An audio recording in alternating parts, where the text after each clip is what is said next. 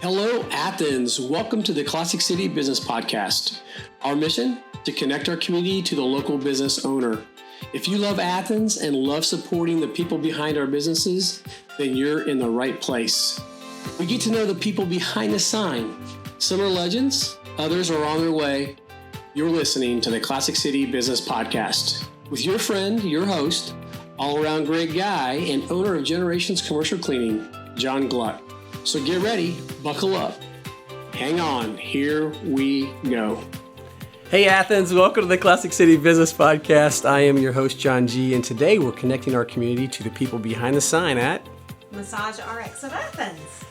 All right, well, introduce yourself to everybody. Tell us who you are and exactly what you do and why they need to know you.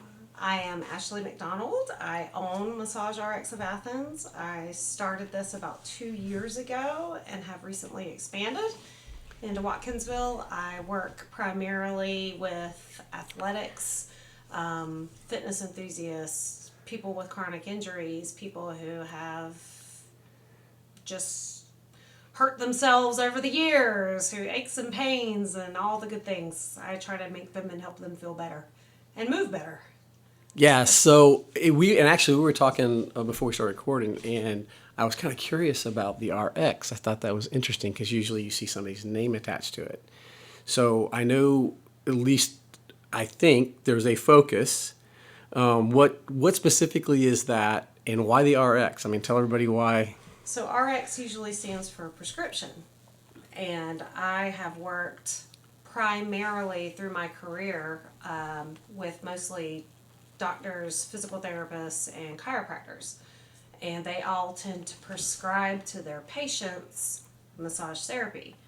And for a long time, I was able to work and use insurance. So insurance did cover it as a prescription. But now that I don't work with a doctor, I can't do that anymore. But it's still important. A lot of people's physicians still tell them daily that they need to get out and move. They need to move their muscles. They need to have mobility therapy. They need to have scar tissue released in order for their muscles to be able to contract and extend the correct way. Some people get impingements where their nerves are firing. We have to get in there manually and release those muscles so the nerve can calm down. So it's all medically speaking, it's prescription. It's necessary. It's a necessary thing that you need to keep your body going. So that's where we get the RX. That's where RX comes from. So what is your favorite thing about what you do? Because we were, again, off mic, we were talking a little bit about a lot of people go to get a massage and get pampered. It's right to relax and feel good. I've had both experiences. After car accidents and different things that I've been involved with, there's a very painful part of that. So when I ask you, what's your favorite part? Is there a reward at the end of some of this hard stuff? When you see it is. Yes, there's always a reward to it. I don't really see a lot of people for the relaxing. Right, it's not a spa. Stuff. Right. Most everybody that comes to see me, they're hurt or they just deal with daily aches and pains, and so when they get up and they're like, oh my God, that feels so much better. Or they'll tell you, mid-session, like, I don't feel that hurt anymore, it's gone. And then there's some people that it might take a couple of months, but all of a sudden they don't have the twinge anymore. They don't have a shaking hand. The nerves have finally calmed down and resided and gone back to normal. So that's always good. So what does that look like? Because, again, I'm always drawn from like my lens, right, what I've experienced.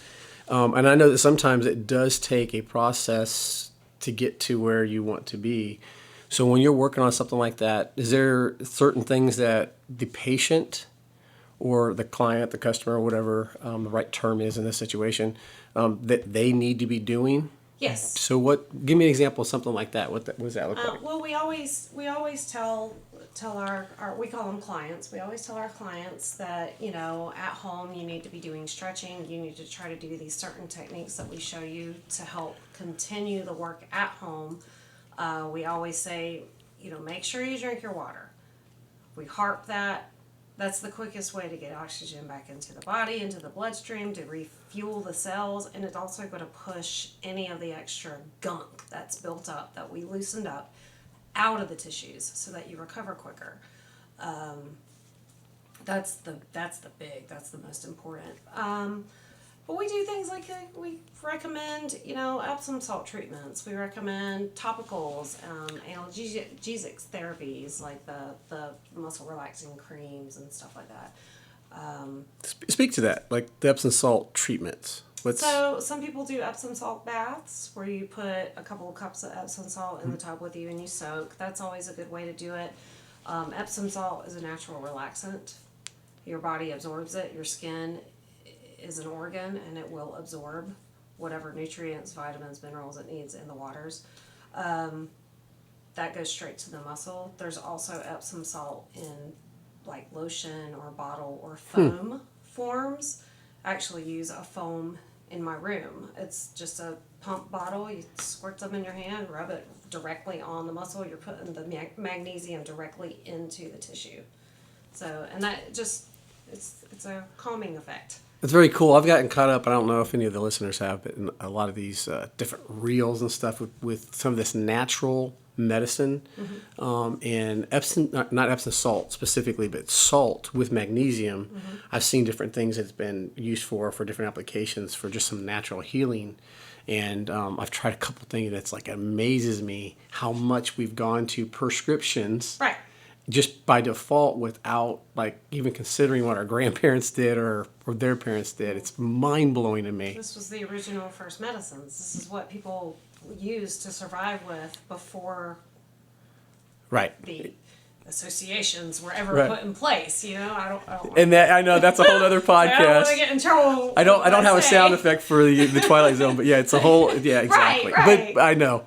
I think actually another off-mic conversation would probably, yes, gosh. But anyway, so with all of that, is there something that just makes you super passionate, gets you excited to get up in the morning about specifically what you're doing, whether it is those applications or seeing the results? I'm not trying to put words in your mouth. I mean, I'm literally asking, is there anything that? Oh no, I love my clients. I believe there's a foundation you build with each person that you see. Some people come in and they don't expect, they're like, okay, we're going to come see this person one time, and then 3 years later they're still seeing you. Because it works. You help them. You make them feel better physically, emotionally. There's a lot of aspects to massage that people don't realize. It's a wide range healing and healthy benefit. Not just for your aches and pains, but for your mental state too. Some people don't have a friend that they can just talk to. And here, they have a safe space. They can come in, they can let whatever is bothering them, that they've been holding up, their shoulders are all up into their ears, because they're just, and they come and that here. affects you in every aspect of your life when you're tense all the time. Well, and I think too, that's why they started calling us, they changed us from the word that we don't like, monsieur. Nobody likes that word. We all kind of cringe. They changed us to massage therapist, because we're here to listen. We listen. We listen through touch therapy, but we're just listening. It's a. I've never heard it articulated that way. I mean, I've heard massage therapists actually say, you're listening to the body, like literally, because you're getting responses from the body as you're massaging, right? And so you can almost pick up on, hey, yeah, there's a problem area here, and there's probably a lot to that as well. But I've never heard it as far as like almost being like a bartender. It is. It's similar to a bartender. The bartender our drugs work in different ways. Right. Instead of pouring a scotch or something, you're literally pouring oil. Well, and forcing some dopamine in there. That's it. You're getting your. There's a really cool analogy. I never really took it that far. Look, the things you learn on this podcast, ladies and gentlemen, you just do not get anywhere else. That's amazing. So, let's get to know the person behind the sign. Okay. What is something about? Look, by the way, I love this segment because I never tell anybody what I'm going to ask them. Her eyes are so big right now. I wish you could see them. She's so scared. You should have done your homework and listened to a couple episodes. So, what's something about yourself that even the people who know you may be surprised to learn about you? It could be something like you wanted to be when you were a kid, something that you do or as a hobby that people would go, what? So, let's see, something that people don't know. A lot of people don't know this. When I graduated high school many moons ago, I worked hard when I was a senior and saved up my money, and it took about $2,000, which was a lot for a high school senior then. And I took myself down to Marathon Key, Florida for a whole week and worked with dolphins. Really? At the Dolphin Research Center in Marathon Key, Florida for a full week. So I didn't expect that. I have to admit that might be the most interesting answer I've ever gotten. So how long, I mean, you didn't just, wake up one morning and say, I'm going to go do this. Is this something you wanted to do like as a freshman in high school and started working towards it? When did that become the dream? When I was in high school, I've always, not even when I was in high school, I was always a big animal lover. And I grew up next to the ocean. So we were always looking for dolphins, and you'd get excited when they'd come up the rivers. Yeah. And they fish. They have a certain way that they fish, and it's really cool. They use their tail and they slap the water on the edge of the riverbank and fling these fish up, and then they slide up there and eat the fish. It's really cool if you can watch it from, but we would be able to see that kind of stuff. So I was always, dolphins are cool. So it was probably my junior year I started looking at, I want to do something for myself when I graduate. Everybody goes on these senior trips. I never went on one. So I found down in the Keys Dolphin Research Center, and they actually do research. They have actually been on TV. They've been featured on specials with some of the things that they do with the dolphins. They have them doing addition and multiplication. They're smart. They're extremely smart. They study their sonar. They do all kinds of stuff with them. Well, I know a lot about dolphins. I grew up watching Flipper. You're right. So I know a lot. To be fair, where they have the Dolphin Research Center is where they actually filmed Flipper Sea School back in when was it, the 50s or 60s? Yeah, I wasn't around then, to be clear. I want to make sure. I watched the reruns. Right. Nick at Night. So or whatever it was. Not that anybody's listening or cares about that, but I just want to be clear that I wasn't around in the 50s or 60s, not yet. You either, for the record. Right, yes. Yep. All right, so what's something else about you that, so you're right. That's something I would imagine a lot of people would have known unless you talk about it a lot, which you apparently find. So what makes you click? What's something that gets you excited when you get up in the morning? I know something about you. I'm kind of curious to see if it comes up. I did talk to your husband, and he said that you have a lot of different projects and stuff going on, like the DIY. Oh yes, I keep us busy. I'm always on the go. I just don't like to sit around, which I say that, and then yesterday it caught up with me, and I just vegged out. Well, eventually you crash, right? Yes, you do. You go till you can't, you crash, and then you do it all over again. But I am passionate about getting stuff done now instead of waiting later, because you don't know how long you have. And I've seen enough people who either have aged rather quickly, or their time got cut short, or they just got too busy with what they were doing that by the time they got able to do things, they can't anymore. Well, he did say that you should have your own DIY show. Like, I don't know whether we'll call it DIY-RX or what, because there's definitely some kind of therapy involved. Yes, I do like to create things, and I'm like, I can do that. I can totally make that. So we made our own awning for the back porch, and I wish we had CCTV, because if we would have had cameras, we could have won the money. We could have sent it in.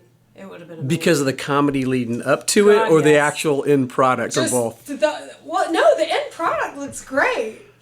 He was telling me they actually incorporated one of those whiskey barrels, for one of the, he said, by the way, I said that in a little bit just to kind of get you going there a little bit, but he said that you are very creative and very good at all those different projects. So it was a proud statement at the same time. I think he was ready to crash. I think he was tired, and bless his heart, I was pregnant. God, I was.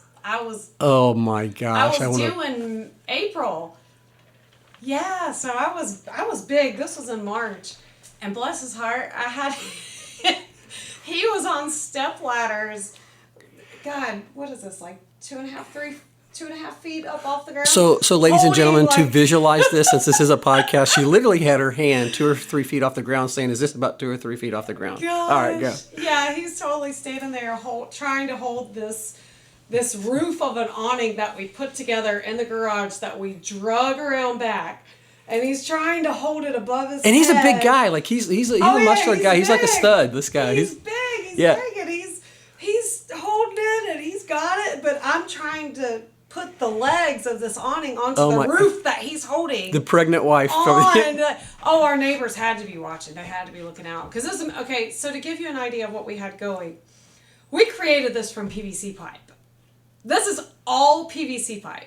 Well, that sounds light. Well, except for the roof, obviously. Well, when it's 10 feet long. Yeah, okay. 10 feet long and 8 feet. Says the guy not doing it. Yeah, it's right. It's like 8 feet wide or something. It's like this huge rectangle, and he dropped it once. I'm like, no! And he's just yelling, get out of the way! And I'm like, again, out there with a barrel belly. It was bad. I'm sure he's probably thinking I'm doing this because I love her. He's reminding himself, like, I love her. It's okay. It's going to be okay. But it looked so good when we got it done. It only took us like 3 tries. We had to. Third time is the. Yeah, we broke charm. It once. We had to fix a few minor little repairs, and then we had to sit down and look at it after we made some colorful language at it, and And then we went back to Lowe's. I think we went to Lowe's that day about 6 times. This is a free ad for Lowe's, and Lowe's thanks you, by the way. Right, they appreciate the airs, I'm sure. That's hilarious. See, I didn't expect all of that either. That was gold. See, this is why you should have honestly been piloting a DIY show.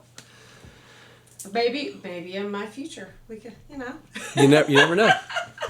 All right, so This Is My Athens is one of my favorite segments because we all live here. It's our community, and there's so many really cool things. And I love asking these questions because typically I learn something new about it, or you can just hear the genuine passion in somebody's voice when they start talking about something they really enjoy, and that's always fun too. So we'll see what that looks like for you. What is your favorite thing about Athens being here? My favorite thing, the reason I moved here was for the music scene and being close to the mountains. Those are my 2 things. Athens is a hub for music, whether they're starting up or finishing. Facts. We've got so many little local artists too. But I'm a music person. So here I am. But the fact that you're an hour away from the mountains, pretty much no matter where you go. You can go up, Atlanta, there's Chattanooga's up that way. You go this way and Blue Ridge and that way, South Carolina. There's mountains everywhere. There's trails, hiking, all kinds of waterfalls galore. Yeah, Tallulah Gorge, Cleveland, Helen. One of the things that we get every once in a while, and it's so genuine. I mean, a lot of times people talk about the food, and there's a lot. This is a foodie town. There's no doubt. There's a lot of cool things, and there's a lot of cool things in Athens. But one of the things about Athens that's really cool is you are a morning's drive away from. Yes. ... Yes. The beach, the mountains, and pick the mountains. I mean, You're talking about Chattanooga. You're talking about Blue Ridge.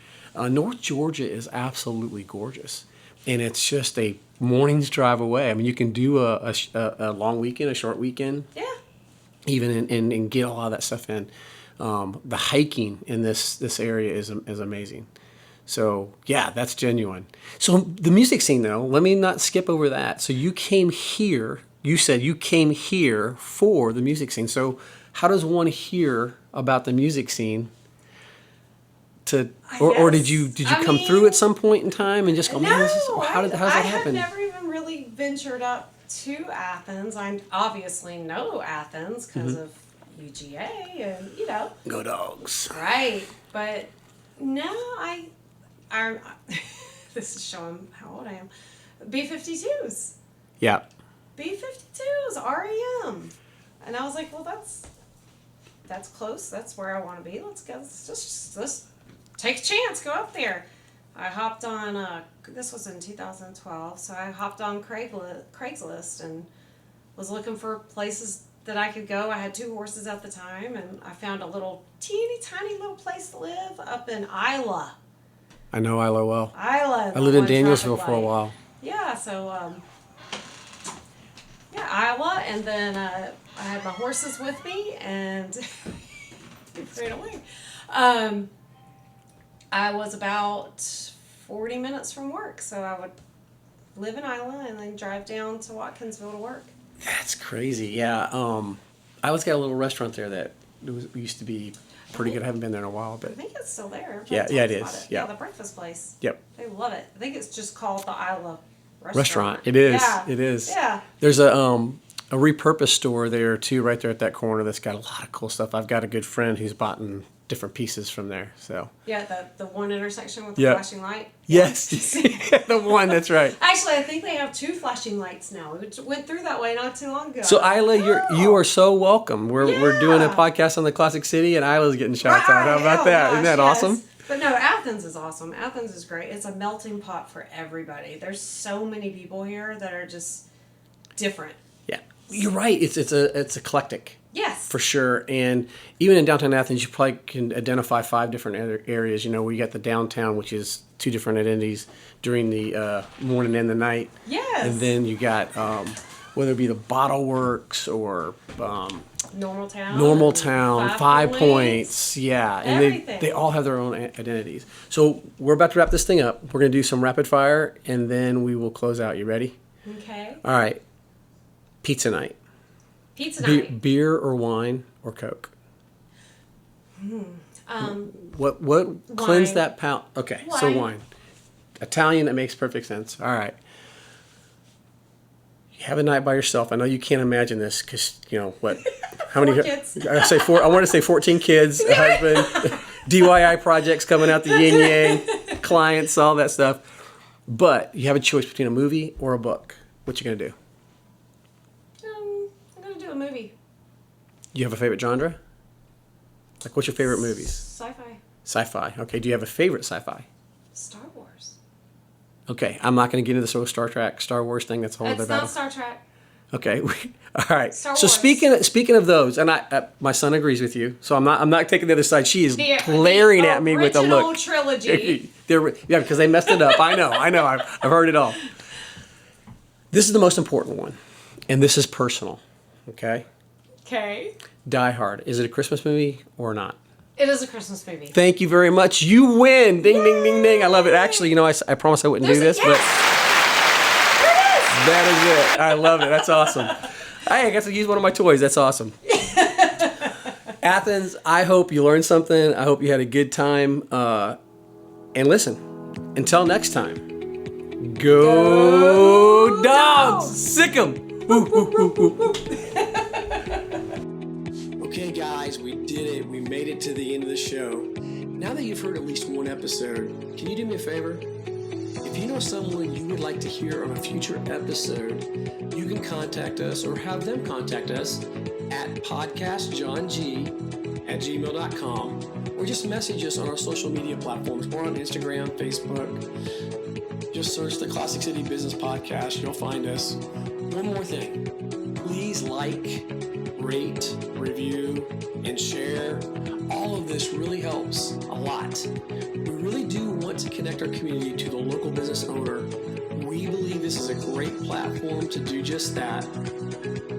And thank you for taking this ride with us as we get to know the people behind the sign. It's going to be a lot of fun. In Athens, until next time, I'm John G. and go Dogs.